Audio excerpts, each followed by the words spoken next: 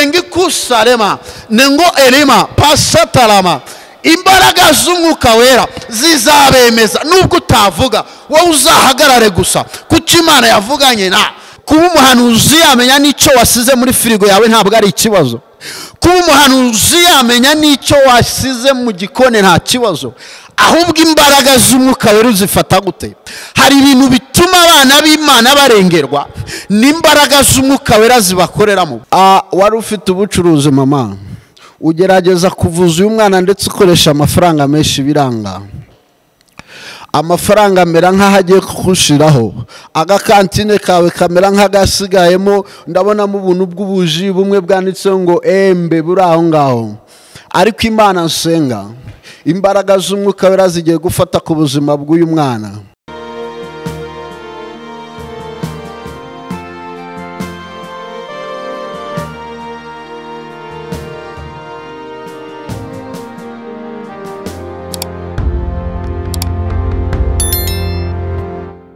Turasuje inshuti zacu za gusenga everyday muri Amerika, muri Aziya, muri Europe, muri Afrika. Tubakira kurishana no gusenga everyday. Gusenga everyday dufite amasengesho ku kwezi, nkuko mubona kuri kamera. Gusenga everyday dufite umutumigwa yatangura yibwira abantu tugomba guha amahirwe abantu bakurikiye gusenga everyday. Umunye kuri kamera gusenga everyday bwa mbere, reka dutanga amahirwe. Watangira wibwira abantu uri umuntu ki urindi. Hallelujah, shalom, shalom. Yesu ashimwe cyane. Nitwa Pastor Mugisha Jean Marie, ndumupapa ndubatse, mfite umudamu n'umwana. Nkunda gusenga kandi nkunda kwingingira umurimo w'Imana. Ari nayo mpamvu bene data batwifuje ko twakomeza gufatanya bimwe mu rugendo rugana mu ijuru kugira ngo dukomeze tugwize imbaraga, tugere ku cyo Kristo yadufatiye ari cyo bugingo buhoraho. Bibiliya iravuga ngo yaje gushaka icyazimiye, kandi icyazimiye nta kindi cyari icyubahiro cyawe, ndetse n'uwazimiye ari we wowe. Rero turacyakomeje kwamamaza ubutumwa bwiza kugira ngo tubutambutse tubugeze ku mpera z'isi nk'uko ijambo ry'Imana ribivuga. Ndashima Imana rero kuri uyu munsi kubwa bene data, kubw'amasengesho bateguye. Umukozi w'Imana Edward, Imana imuhe umugisha. Bakunzi ba gusenga everyday, Imana ibahe umugisha. Ndabishimira kandi ndabakunda. Ndabizi neza ko nimwumva mukumvira muzajya ku byiza byo mu gihugu. Reka tubanze dusenge kugira ngo twumve ijambo ry'Imana. Data mu izina rya Yesu Kristo, ndabizi ko nta kibasha kurogoya imigambi yawe. Ndabizi neza ko ari wowe gusa umenya ibitangira n'ibiheruka, ariko nibyo hagati ntago bihishwa. Wari ubizi neza ko umunsi nk'uyu nguyu uzaba waciye inzira zirenze imwe kugira ngo abo wahamagaye ugatoranya ukimikisha amavuta abana b'abantu badahari bazabone aho bahagarara bavuga izina ryawe. Nyemerera iri jambo rigiye gutambuka, sinjuriho ni wowe uri muri nge, nkuko ari wowe muyobozi mukuru. Unyemerere uze ureherekeresha imbaraga zawe, kandi nkuko imvura igwa igasomya ubutaka ntisubirire yaho, abagiye kuryumva ribagumemo, ribahindure, bahinduke, bahindukire, bakure mu by'umwuka n'umubiri, kugira ngo izina ryawe rihabwe icyubahiro mu izina rya Yesu. Amen. Hallelujah. Reka wowe nkurikiye dufatanye dusome ijambo riri mu gitabo cy'ibyakozwe n'intumwa. Reka dusome ibyakozwe n'intumwa 28. Turahera ku murongo wa mbere. Bibiliya ivuze iki? Bibiliya iravuze ngo tumaze gukira tumenya yuko icyo kirwa cyitwa Merita bene igihugu batugirira neza cyane, baducanira umuriro, batwakira twese kuko hari imvura n'imbeho. Ariko Pawulo amaze guteranya umuganda w'inkwi arazicana, incira iva mu muriro imuruma ku kiganza. Bene igihugu babonye icyo gikururuka kirereta ku gikonjo cye baravugana bati ni ukuri uyu muntu ni umwicanyi. nturora nubwo yakize mu nyanja idaca urwa kibera ntimukundira kubaho, ariko akunkumurira icyo gikururuka mu muriro ntiyagira icyaba.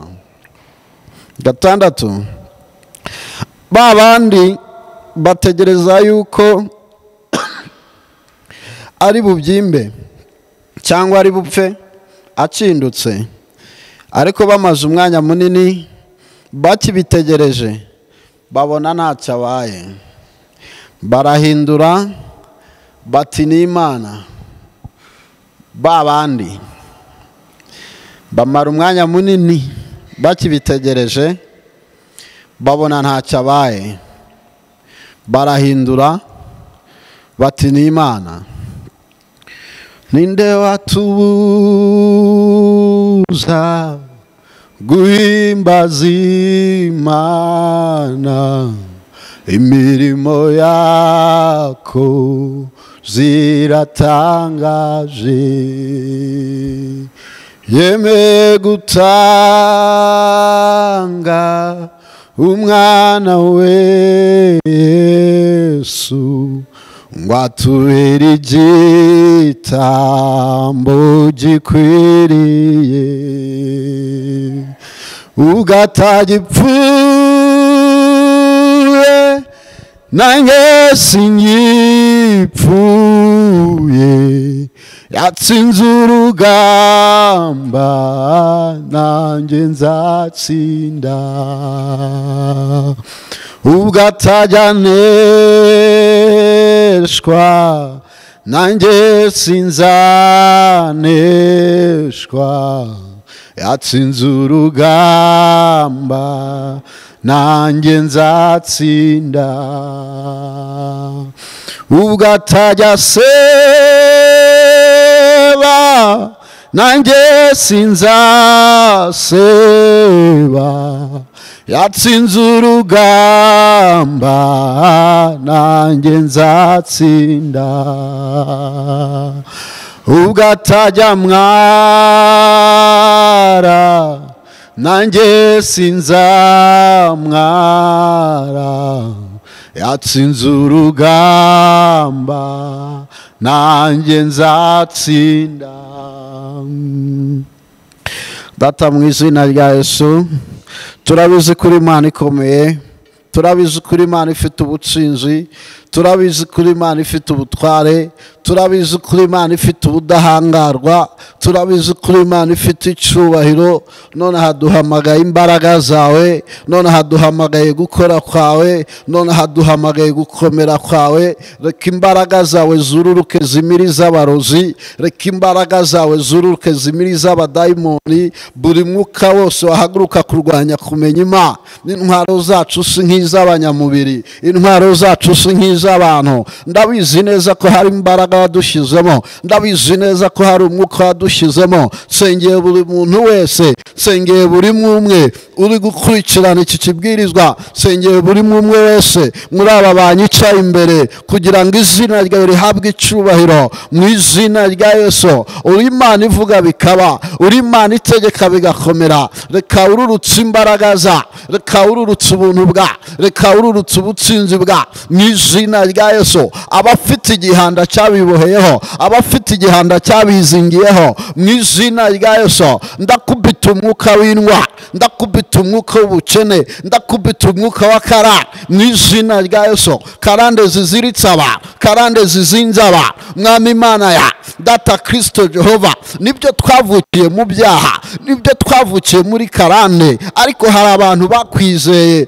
ngo babere umwami n'umukiza, hari abantu bakwizeye ngo batabare, hari abantu bakwizeye ngo barengere. Aka kanya mpamagaye imbaraga za kuva mu gihugu cyo mu ijuru. Eliya yaraguhamagaye ari ku musozi Karumeli, uramwitaba. Nanjye umusozi mpagazeho pakalo beli farendo kote sitala baramana kosayaba petiza lige diva denando sikaya baba sikeyoma mu izina rya Yesu. Buri muntu wese waruruhijwe n'indwara, buri muntu wese waruruhijwe n'ikigerageza icyo ari cyo cyose, yaba ideni, yaba icyangiro, yaba ubugumba, yaba ubushomeri, mu izina rya Yesu nambuye ububasha abadayimoni. Abarozi mbambuye ububasha, abadayimoni, abashwezi n'abarangi mbambuye ububasha mu izina rya Yesu. Nohereje imbaraga z'umuriro w'Umwuka Wera kuri buri umwe, nohereje imbaraga z'ubutsinzi kuri buri umwe, nohereje imbaraga z'ubutware kuri buri posiya baba sikoyema. Udukurikiranye kuri kamera, ufite umwana w'umukobwa, Pesio Melia Farigo di Dabela Falibego la Mia Faredo Tisi Edo Barenga Wenziki Tazobine Forige. Ufite umwana w'umukobwa afite ikibazo cy'umutwe, ndetse amaze iminsi akubwira ko yumva atameze neza mu nda. Ndimo ndakubona aka kanya udukurikiranye, yambaye umupira w'umweru, yambaye umupira w'umweru n'akantu k'agapantaro. Tosi alevariga tiya vanema penima paso eligo siti ajonema. Imbaraga z'Umwuka Wera zirimo ziramanuka. Hari abazimu bavuye mu gisekuru cya karindwi kwa papa we, bari barimo baramwa. Reka nguha amakuru. Wari ufite ubucuruzi mama, ugerageza kuvuza uyu mwana ndetse ukoresha amafaranga menshi biranga. Amafaranga amera nk'aho agiye kugushiraho, agakantine kawe kamera nk'agasigayemo. Ndabonamo ubuntu bw'ubuji bumwe bwanditseho ngo embe buri aho ngaho. Ariko Imana nsenga, imbaraga z'Umwuka Wera zigiye gufata ku buzima bw'uyu mwana. Uyu mwana wagiye kuba muzima, uyu mwana wagiye gukira mu izina rya Yesu. Hari imbaraga z'Umwuka Wera zigiye kumanuka. Umwuka wari ugiye kumusarisha akiruka ku musozi, mu bantu bari bagiye kujya basurwa n'ibinyamakuru kubera ubuzima uyu mwana abadayimoni bari bamushyizemo wari ubayemo. Ariko Imana ikoze igitangaza, acira gukira mu izina rya Yesu. Hari umupapa Hakizimana Emmanuel, ndabizi ko dukurikiye. City Lovesi ya Barigori Badevo, ndabizi ko dukurikiye. Ufite imodoka ya Karina y'umutuku, umaze iminsi 2 urose impanuka. Allah siebo. Reka nkubwire ikintu uzakunda. Nukunda amavuta, uzakunda amavuta y'umuhanuzi, uzakunda amavuta yo guhanura. Igihe kimwe Eliya bamutera ubwoba, baramubwira ngo ko abahanuzi ba Bayali babaye benshi n'abashera, wowe uhagarariye nde? Naho naba mpagaze ngenyine. Igihe Eliya yaravuze ngo asigaye wenyine, nibwo ijwi ryamanutse riramubwira ngo hari 7,000 bitarapfukamira Bayali, nubwo navamo hasigara 699. Abo baba ari benshi. Nubwo utahura nanjye wahura n'abandi, ariko Mwuka w'Iteka ari kuri nge. Halafu pedigi daloma Hakizimana Emmanuel, imbaraga z'Umwuka Wera zigukuye mu rupfu. Hari impanuka abadayimoni bari baguteje, hari impanuka abadayimoni bari baragutongereye. Hari mpaka Solive, hari umuntu w'umudamu mwahuye mumeze nk'abari gupanga ibintu bya business. Ntabwo ari umudamu wa, ariko uwo mudamu amera nk'ubimenyereye. Hari amafaranga wamuha, ndetse amafaranga atari make, 2.2 n'igice. Yari kugaruka ukamuha indi 1 miliyoni. Yari yinjire mu kibazo cyo guteza iyi mpanuka kugira ngo nayo mafaranga uzayabure, atazagira umuntu umukurikirana. Ariko imbaraga z'Umwuka Wera ndabona zifashe ku buzima bwawe, ndetse imbaraga z'Umwuka Wera zigiye ku modoka yawe, zirayikavarinze. Nta mpanuka uzakora mu izina rya Yesu. Nukuri ndimo ndabona usenga, ndetse hari n'abantu bateye inkunga bakora umurimo w'Imana babashumba, ndetse nabona kubabwira ibikubayeho, nkabona nta muntu uri kubasha kugira imbaraga zo kukwitaho. Ariko imbaraga z'Umwuka Wera zimanukiye gukora igitangaza ku buzima bwawe. Zakula Mia Farido Bira Fadige Nima Soti Ezeliga. Hari abantu Imana ni omnisea. ni omnipota, ni omnipresa. Bivuze iki? Ni Imana imenya byose. Kuba umuhanuzi yamenya n'icyo wasize muri firigo yawe ntabwo ari ikibazo. Kuba umuhanuzi yamenya n'icyo wasize mu gikone nta kibazo. Ahubwo imbaraga z'Umwuka Wera uzifata gute? Hari ibintu bituma abana b'Imana barengerwa n'imbaraga z'Umwuka Wera zibakoreramo. Impamvu batega imitego tukayisimbuka nuko Imana itumenyesha. Hari igihe uhagarara ku cyapa ijwi ry'Imana rikakubwira ngo iyo modoka ije ntuyigendemo, yagera imbere igakora impanuka.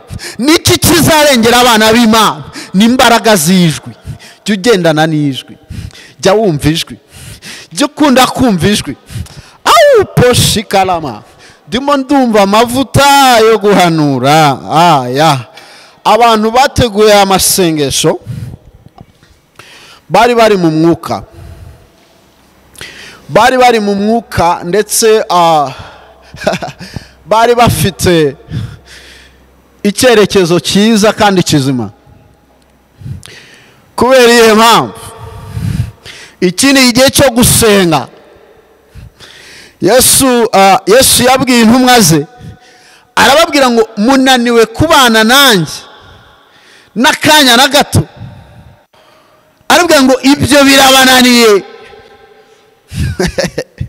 Nugira amahirwe yo guhagararana n'umuhanuzi, ukagira amahirwe yo guhagararana n'umuntu w'Imana, ukagira uwo mugisha, uzamufate neza, aho azajya uzamukurikire. Icyatumye Elisa ahabwa imbaraga zikubye kabiri za Eliya nuko yagendanaga nawe, yaba mu mazi, mu muriro, yaba mu isayo cyangwa mu ishyamba, baragendanaga. Numara kumenya agaciro k'umuntu uhagararanye nawe, kandi ufite n'ikibazo niba ugenda wenyine, umuntu utari kumwe n'umuhanuzi ntamenye iyo ava n'iyajya. Ndabivuze nanabisubiramo, niba uri muri ya mavuta y'abana b'abahanuzi ngo umwenda warahera watabutsemo kabiri, iyo ujya gutabukamo kabiri ngo buri wese yigerereyo, twese tuba turi abacuruzi cyangwa se tuba turi abahinzi. Ariko impamvu tugitandukanye mu byo dukora, minisiteri 5 z'umwuka zikaba zigihari, harimo na minisiteri y'abahanuzi, nuko Imana izi impamvu. Uretse nawe n'igihugu kidafite umwami n'umuhanuzi n'umutambyi ntaho cyagera. Elisa yatumye ku mwami, arabwira ngo mufite ubwoba bw'iki? Arabwira ngo bareke baze. Haleluya! Bareke baze bamenye ko muri Isiraheli hari Imana. Reka abantu bakwegere bamenye ko Imana yaguhamagaye. Reka abantu bakwegere bamenye kuvugana nayo. La kusitalama posekule benefirego. Imbaraga z'Imana iyo zikumanuki, imbaraga z'Umwuka Wera iyo zikuyoboye, umenye iyo uva n'iyo ujya. Ngo baragiye bagenda babwiriza ubutumwa, ngo bageze mu gihugu kimwe basanga harimo ibishushanyo byinshi, basanga harimo ibigirwamana byinshi. Batangiye gusenga bitangira kumenagurika, bimenaguritse abazimu bakavuga. Paulo yarambura ikiganza, abantu bakabohoka. Bene gihugu barebye babona babatwaye abantu, babona abantu bose bari gukurikira intumwa, barimo barakurikira intumwa. Barangije baravuga ati ntago byavamo, ntibyashoboka. Bareba kakobwa kamwe ko mu bigirwamana byo kwa Domitiro, kubera ko ari byo bari bamenaguye cyane, barakabwira ati noneho wowe tuguhaye misiyo. Erega abakugenda inyuma bose ntabwo ariko bagukunze, ndetse abakubwira ngo baragushyigikiye, uzasenga Imana iguhishurira umwuka ubarimo. Kubera iyo mpamvu abantu mudukurikiye kuri kamera za gusenga everyday YouTube channel, Imana ibaho umugisha, mwagize neza.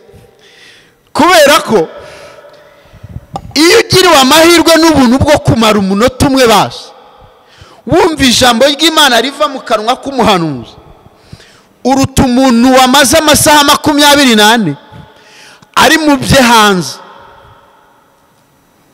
haleluya.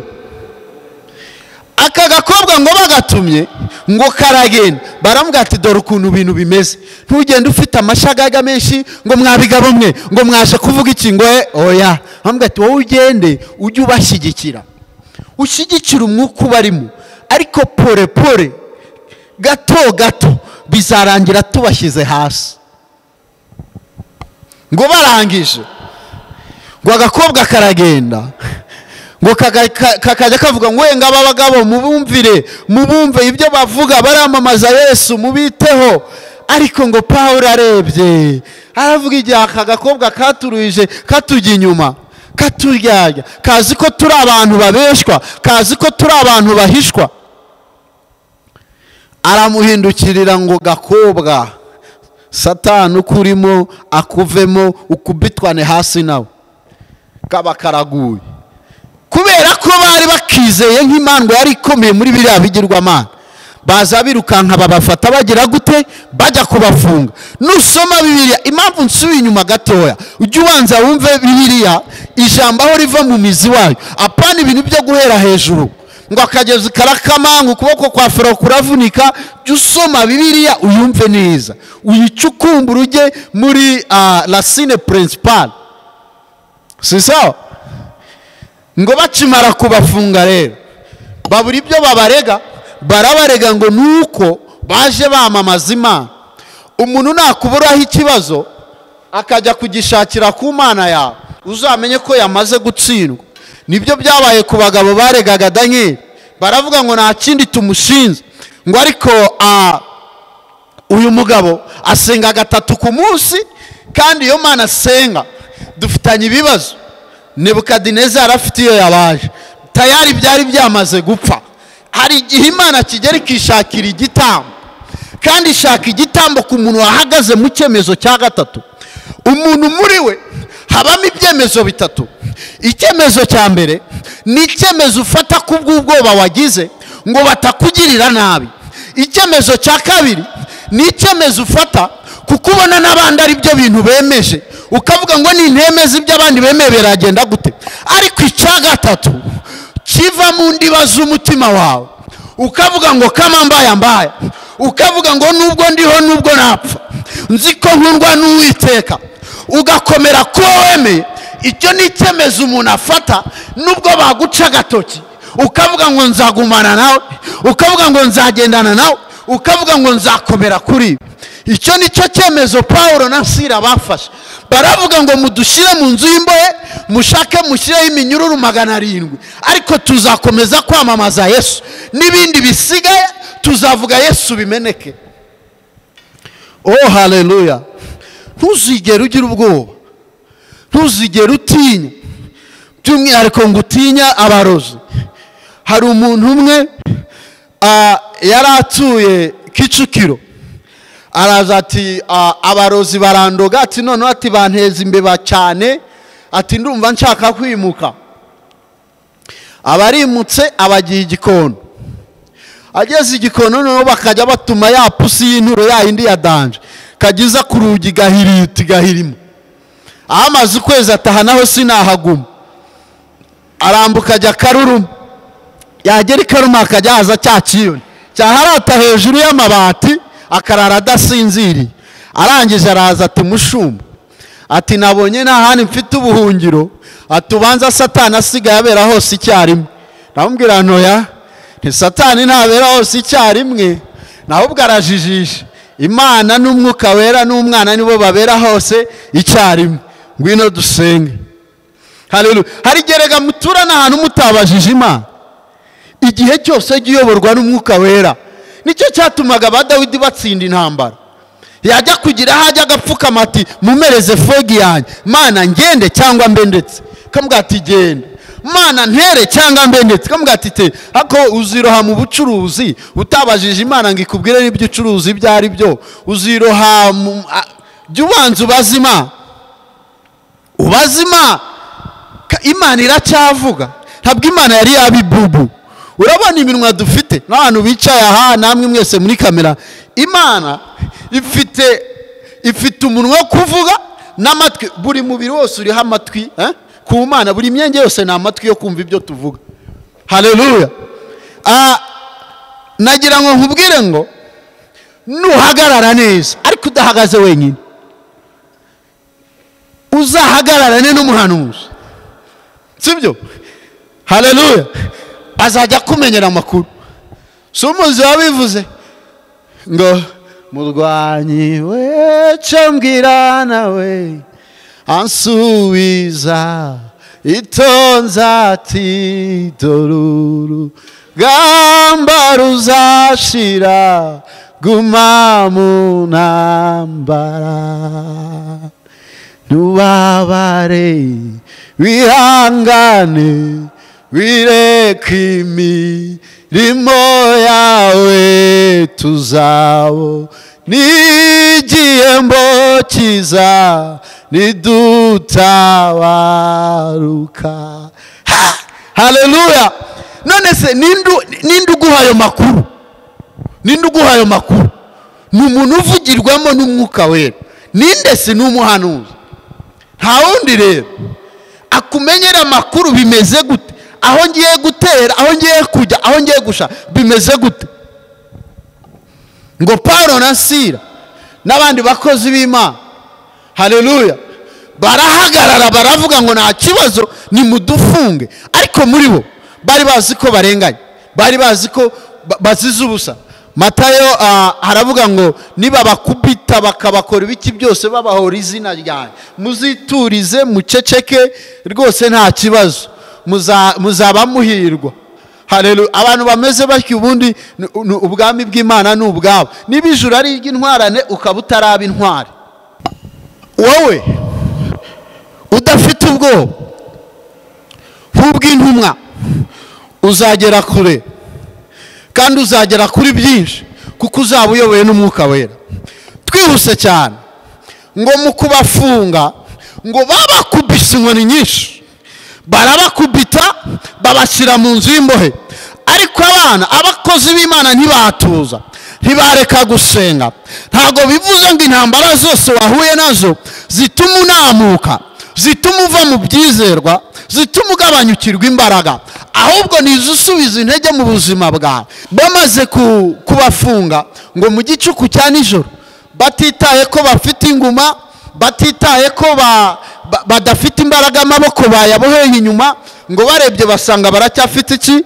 Baracyafite akanwa ko kuririmba, ko gutabaza Imana. Ngo barabyuka barasenga. Bamaze kubyuka ninjoro barimo basenga, ngo mwuka wera arabumvira, amanura imbaraga. Amaze kumanura imbaraga, ngo inzugi za gereza zose zirafunguka. Zimaze gufunguka, nta munyururu n'umwe, nta mugororwa n'umwe wigeze asohoka ngo agende, ahubwo bose imbaraga z'umwuka wera zarabafashe zibagumiza aho ngaho kugira ngo batange ubuhamya. Hari abantu Imana yakomeje gutegereresha hafi yawe kugira ngo bazabone usohotse muri ubwo buzima batange ubuhamya. Hari abantu Imana yakomeje kurindisha hafi yawe kugira ngo nibabone utabawe bazatange ubuhamya, bavuge ngo ni koko yambaraga ikanzu imwe, bavuge ngo ni koko yashatse afite 40, bavuge ngo ni koko umugore wa mbere yaramutaye, bavuge ngo ni koko yarabwirirwaga.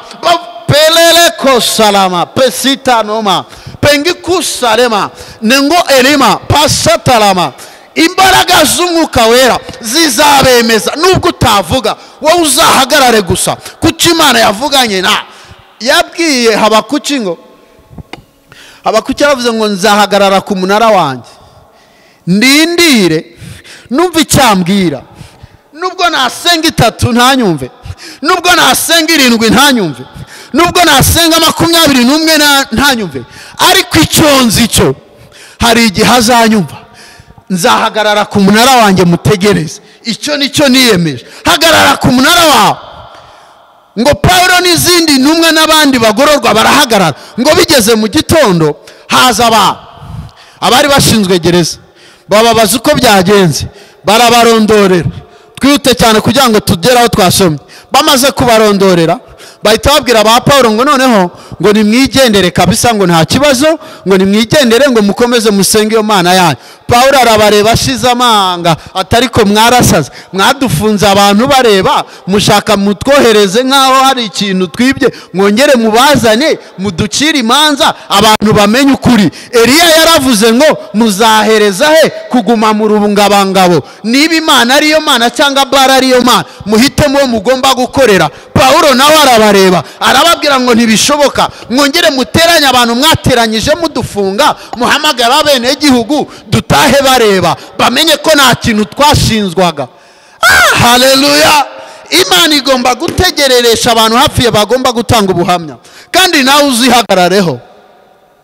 uzihagarareho, si sawa? Uzihagarareho umukozi w'Imana.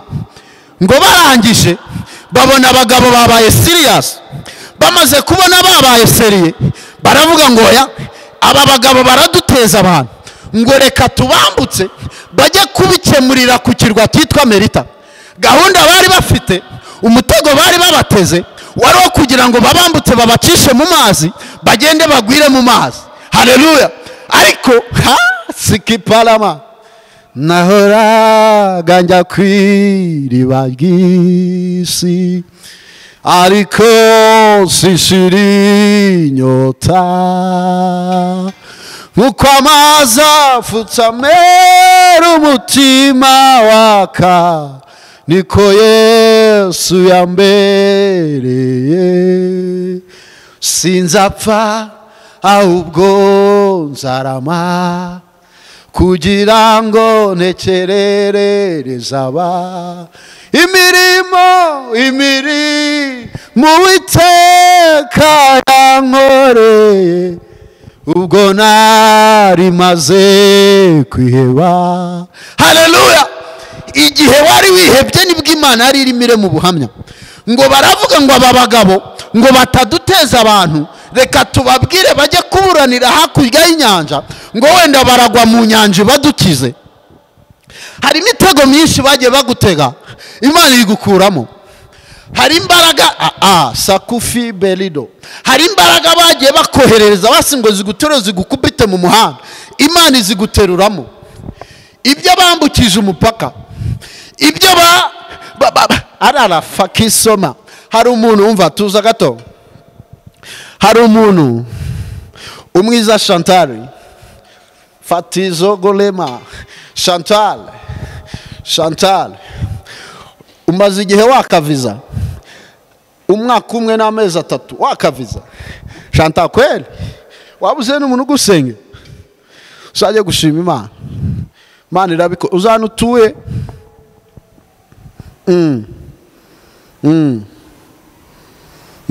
utuye mu Rwanda Kicukiro, pizza yawe Imana arayiguhaye, irabikoze. Ariko aho ugiye kujya uzanezeza umwami Imana, kandi icyatumye Imana ibikora kugira ngo bitinde kwari kugira ngo banze ugwize imbaraga. Nta kindi Imana yabukoreye. Yesu nashimwe cyane. Bamaze kubafunga ngo mu gicuku cya nijoro, batitaye ko bafite inguma, batitaye ko badafite imbaraga, amaboko bayaboheye inyuma, ngo barebye basanga baracyafite iki, baracyafite akanwa ko kuririmba, ko gutabaza Imana. Ngo barabyuka barasenga. Bamaze kubyuka ninjoro barimo basenga, ngo Mwuka Wera arabumvira, amanura imbaraga. Amaze kumanura imbaraga, ngo inzugi za gereza zose zirafunguka. Zimaze gufunguka, nta munyururu n'umwe, nta mugororwa n'umwe wigeze asohoka ngo agende, ahubwo bose imbaraga z'Umwuka Wera zarabafashe zibagumiza aho ngaho kugira ngo batange ubuhamya. Hari abantu Imana yakomeje gutegereresha hafi yawe kugira ngo bazabone usohotse muri ubwo buzima batange ubuhamya. Hari abantu Imana yakomeje kurindisha hafi yawe kugira ngo nibabone utabawe bazatanga ubuhamya, bavuge ngo ni koko yambaraga ikanzu imwe, bavuge ngo ni koko yashatse afite 40, bavuge ngo ni koko umugore wa mbere yaramutaye, bavuge ngo ni koko yarabwirirwaga. Pelele ko salama pesita noma pengi kusalema nengo elima pasatalama imbaraga z'umwuka wera zizabemeza nubwo utavuga, wowe uzahagarare gusa kuko Imana yavuganye na yabwiye Habakuki ngo Habakuki yavuze ngo nzahagarara ku munara wanjye ndindire numva icyambwira, nubwo nasenga 3 ntanyumve, nubwo nasenga 7 ntanyumve, nubwo nasenga 21 ntanyumve, ariko icyo nzi cyo hari igihe azanyumva. Nzahagarara ku munara wanjye mutegereze. Icyo nicyo niyemeje, hagarara ku munara wawe. Ngo Paulo n'izindi ntumwa n'abandi bagororwa barahagarara, ngo bigeze mu gitondo haza abari bashinzwe gereza, bababaza uko byagenze, barabarondorera. Twihute cyane kugira ngo tugere aho twasomye. Bamaze kubarondorera bahita babwira ba Paulo ngo noneho ngo nimwigendere kabisa, ngo nta kibazo, ngo nimwigendere, ngo mukomeze musenge iyo Mana yanyu. Paulo arabareba ashize amanga, atariko mwarasaze mwadufu. Yabwiye Habakuki ngo Habakuki yavuze ngo nzahagarara ku munara wanjye ndindire numva icyambwira, nubwo nasenga 3 ntanyumve, nubwo nasenga 7 ntanyumve, nubwo nasenga 21 ntanyumve, ariko icyo nzi cyo hari igihe azanyumva. Nzahagarara ku munara wanjye mutegereze. Icyo nicyo niyemeje, hagarara ku munara wawe. Ngo Paulo n'izindi ntumwa n'abandi bagororwa barahagarara, ngo bigeze mu gitondo haza abari bashinzwe gereza, bababaza uko byagenze, barabarondorera. Twihute cyane kugira ngo tugere aho twasomye. Bamaze kubarondorera bahita babwira ba Paulo ngo noneho ngo nimwigendere kabisa, ngo nta kibazo, ngo nimwigendere, ngo mukomeze musenge iyo Mana yanyu. Paulo arabareba ashize amanga, atariko mwarasaze mwadufunze abantu bareba, mushaka mutwohereze nkaho hari ikintu twibye, mwongere mubazane muducire imanza abantu bamenye ukuri. Eliya yaravuze ngo muzahereza he kuguma mu rubungabangabo, niba Imana ariyo Mana cyangwa Bara ariyo Mana, muhitemo uwo mugomba gukorera. Paulo nawe arabareba arababwira ngo ntibishoboka, mwongere muteranye abantu mwateranyije mudufunga, muhamagara bene gihugu dutahe bareba, bamenye ko nta kintu twashinzwaga. Haleluya! Imana igomba gutegereresha abantu hafi bagomba gutanga ubuhamya, kandi nawe uzihagarareho. Si sawa? Uzihagarareho umukozi w'Imana. Ngo barangije babona abagabo babaye serious. Bamaze kubona babaye seriye, baravuga ngo ya aba bagabo baraduteza abantu, ngo reka tubambutse bajye kubikemurira ku kirwa cyitwa Merita. Gahunda bari bafite, umutego bari babateze wari wo kugira ngo babambutse babacishe mu mazi, bagende bagwire mu mazi. Haleluya! Ariko sikipalama nahoraga njya kw'iriba ry'isi, ariko sishira inyota, nk'uko amazi afutse amera umutima waka, niko Yesu yambereye. Sinzapfa ahubwo nzarama, kugira ngo ntekerereze imirimo Uwiteka yankoreye, ubwo nari maze kwiheba. Haleluya! Igihe wari wihebye nibwo Imana yari irimire mu buhamya. Ngo baravuga ngo aba bagabo ngo bataduteza abantu, reka tubabwire bajye kuburanira hakurya y'inyanja, ngo wenda baragwa mu nyanja badukize. Hari imitego myinshi bagiye bagutega, Imana iri gukuramo. Hari imbaraga sakufi belido, hari imbaraga bagiye bakoherereza basingo zigutere zigukubite mu muhanda, Imana iziguteruramo. Ibyo bambukije umupaka, ibyo arara fakisoma. Hari umuntu umva tuza gato, hari umuntu umwiza Chantal Fatizo Golema. Chantal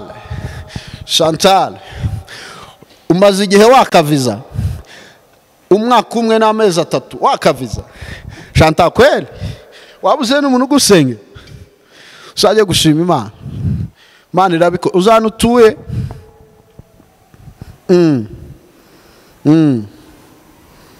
utuye mu Rwanda, Kicukiro, pizza yawe Imana arayiguhaye, irabikoze, ariko aho ugiye kujya uzanezeza umwami Imana. Kandi icyatumye Imana ibikora kugira ngo bitinde, kwari kugira ngo ubanze ugwize imbaraga. Hakindi Imana yabukoreye. Hari sikifo lemoya, katubanze dusoze. Ngo Paulo na Sila bagica muri aya mazi, ngo basanze Imana yayagezemo, ya yandi bari bazi ko ari yagiye kubica kubahitana, ngo ahubwo ababera ubutsinzi, ababera ubutabazi. Ngo bageze hakurya babona nta kintu babaye, babona ntabwo amazi bayaguyemo. Babagabo bakomeza kugira ubwoba, baravuga ngo aba bantu twabateze imitego myinshi, ngo reka turebe umutego wa nyuma, reka tubarebe ko izi nzoka ziri kuri iki kirwa bari buzicike. Yesu ashimwe cyane. Ngo bafate inkwi, ngo barazirunda, ngo baravuga ngo mufate inkwi mucane. Bari bazi ko harimo inzoka.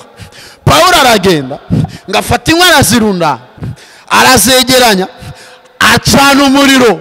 Igihe kiri gucana, ngo igikururuka cyangwa ishira iva muri wa muriro. Imaze kuva mu muriro izamuka ku kuboko kwe, ngo kugira ngo barebe ko imurya. Paulo arayireka, irakomeza iraza, irazamuka. Imaze kugera ku rutugu, ngo ahita asuzugura, ajugunya mu muriro. Mu muriro ni hehe? Ni mu masengesho. Mu muriro ni hehe? Ni mu mwuka wera. Nta handi ugomba gukubitira ibikurwanya, ni mu gusenga. Nta handi ugomba kunaniriza baguhiga, ni mu gusenga. Nta handi ugomba kwirukanira ibikwirukankana, ni mu gusenga. Imbaraga z'umwuka wera nizo zizagushoboza kunaniza imigambi yose abanzi bagufiteho. Ngo Paulo akimara kukijugunya mu muriro, ngo baravuga ngo burya baba ntabwo ari abantu basanzwe, wa muntu ntabwo ari umuntu usanzwe. Nigenga abantu bahindura amagambo ku buzima bwawe. Mwakoranye bakugambanira biranga, mugenda n'abakuvuga biranga, bafunga mariage yawe, bafunga business yawe, iseta yawe barayiroga, baguteza amadeni, umwuka w'amadeni, ngo uzahombe ntuzamenye uko byagenze. Ariko hari ikintu Imana ikoze aka kanya. Hari umwuka w'Imana, Imana imanuye ku buzima bwawe, ari wo mwuka Imana igutabariyemo. Hari imbaraga z'umwuka wera Imana ishize muri wowe, zitumye ufata icyari kiguhize ugijugunye mu muriro, ariho mu masengesho.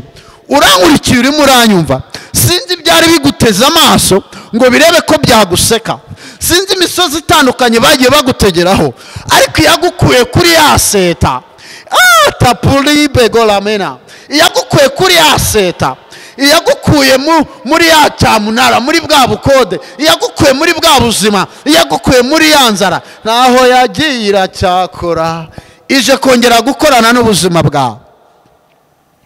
Imana ibahe umugisha. Tugiye gusenga, wowe uhagararanye nanjye, wizere iri jambo, imbaraga z'iri jambo zimanukire ku buzima bwawe mu izina rya Yesu. Zikubohora ni indwara ufite. Hari abantu barota barya, ukasanga ararota arya nk'ibiro 2 by'inyama, kandi nyamara nta n'inusu yakwigurira. Uba wumva bari impuhwe bakugiriye. Hari abantu barota barya, bwacya mu gitondo akumva ngo mu nda ntameze neza, yagera kwa muganga ati dore ufite ikibazo cy'umuvuduko w'amaraso, kandi ubwo ni igikoma yanyweye mu ijoro. Ejo akongera ati dore ufite diabete. Hari imbaraga zagiye ziguterera mu nzozi, abadayimoni n'abarozi bayoboje imirari, uburari, ntiwamenye ibyo ari byo, ariko Imana igiye kukubohora mu izina rya Yesu. Fatanya nanjye dusenge. Ndimo mbwiriza iri jambo, hari abantu bari bakurikiye kuri kamera, kandi ntabwo iki kibwiriza kiriho ubu gusa, kizakomeza kuca kugeza Yesu agarutse. Ndetse n'uzacyumva ikindi gihe kitari iki, imbaraga z'umwuka wera zizamumanukira.